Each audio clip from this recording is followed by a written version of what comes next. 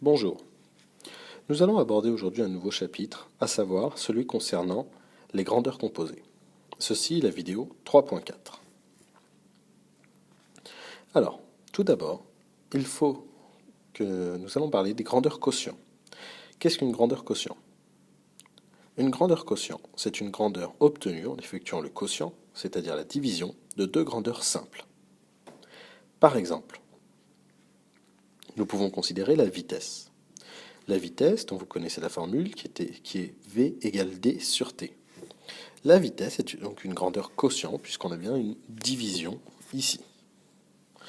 Alors, la distance s'exprime en mètres et le temps en secondes. Les vitesses s'expriment donc en mètres par seconde, qu'on note m seconde moins 1, ou bien mètres par seconde.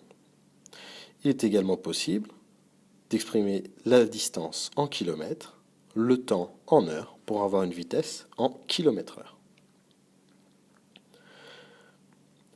Nous pouvons aussi considérer la grandeur quotient suivante, à savoir le prix par kilogramme.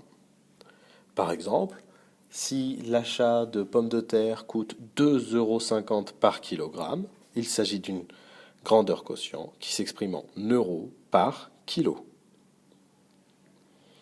Viennent ensuite les grandeurs produits.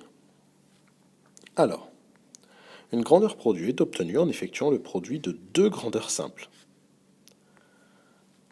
Par exemple, quand on calcule l'aire d'un rectangle, de largeur petit l et de longueur grand L. La largeur et la longueur sont des mesures en mètres, donc des grandeurs simples. Lorsqu'on effectue le produit de ces deux grandeurs simples, on obtient une grandeur produit, qui est l'aire. Elle s'exprimera ici en mètres carrés si la largeur s'exprime en mètres et si la longueur s'exprime en mètres.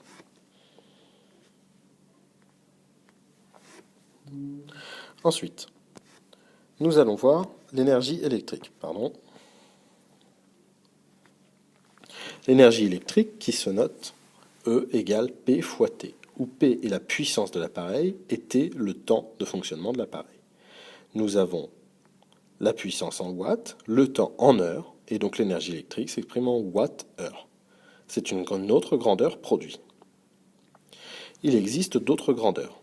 En effet, en multipliant ou en divisant des grandeurs simples, des grandeurs quotients ou des grandeurs produits,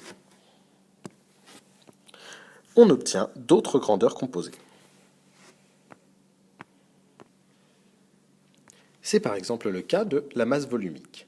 La masse volumique se note avec une lettre grecque, la lettre ρ. Elle est égale à une masse divisée par un volume. La masse est une grandeur simple qui s'exprime en kilogrammes, alors que le volume est une grandeur composée, puisque c'est une grandeur produit, qui s'exprime en mètres cubes.